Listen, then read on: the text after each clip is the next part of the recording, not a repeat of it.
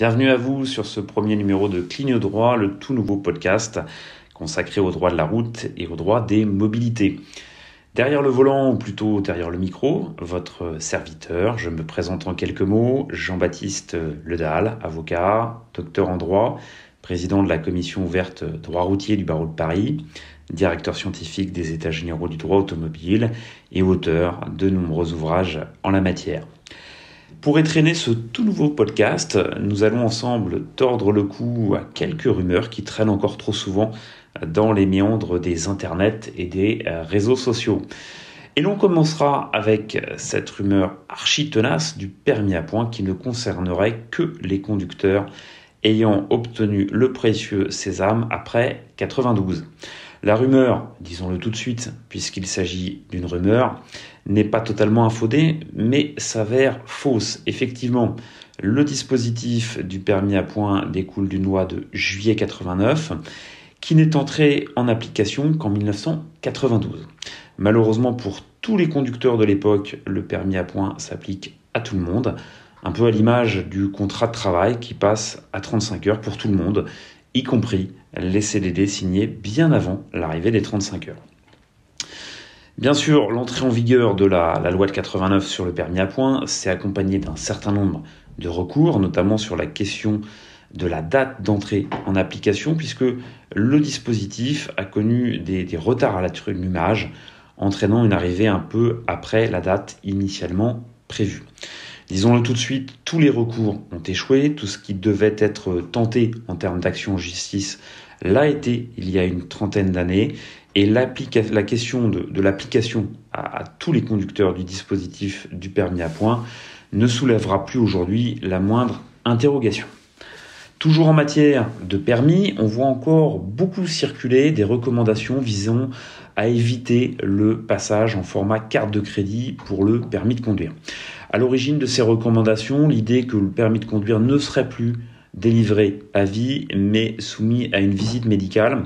En réalité, le permis de conduire format carte de crédit fait simplement mention d'une date de validité, comme la carte nationale d'identité, et la fin de validité indiquée sur le permis de conduire, nouveau format, n'implique pas pour la délivrance d'un nouveau titre le passage d'une quelconque visite médicale.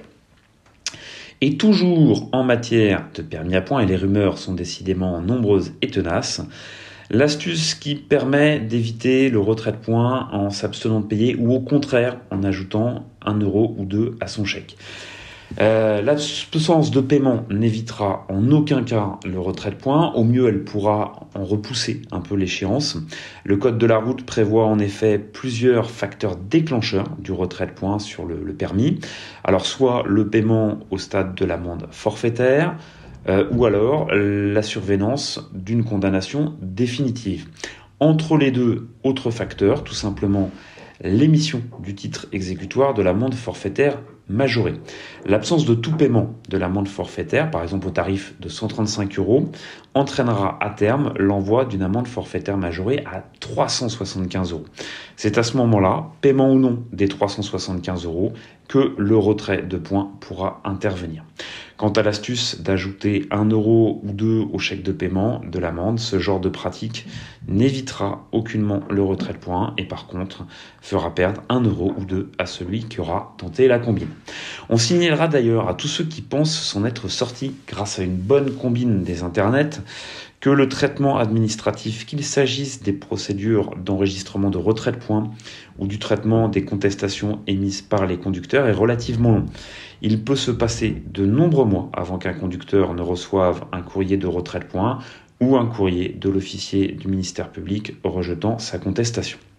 On déconseillera donc aux conducteurs amateurs d'astuces en tout genre de crier trop vite victoire, et on pourra au contraire leur conseiller de consulter le site de l'Agence nationale de traitement automatisé des infractions, l'ANTAI, qui permet de suivre le cheminement de la contestation. Et pour finir, un grand classique en termes de rumeurs avec le coup du radar fantôme.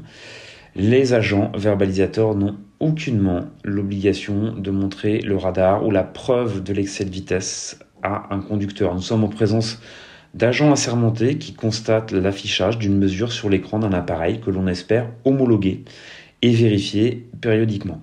Dans la pratique, les agents sont souvent tout simplement dans l'impossibilité de montrer un radar lorsqu'ils opèrent en tandem, en équipe, avec un agent à la prise de mesure et puis 2 motards à l'interception. Pas donc d'autre moyen que de faire confiance aux agents en attendant peut-être un jour l'attribution aux forces de l'ordre d'engins, d'appareils permettant l'impression d'un ticket ou l'édition d'un cliché photographique. Alors ces appareils existent déjà mais facturent leurs prestations peut-être un peu chères, comme quoi dans la vie tout est question de budget. Je vous dis à très bientôt pour un nouveau podcast de Cligne Droit. Bonne route et pensez à garder le sourire au volant, vous êtes souvent photographié. C'était Jean-Baptiste Ledal, avocat au barreau de Paris, au micro. Ciao.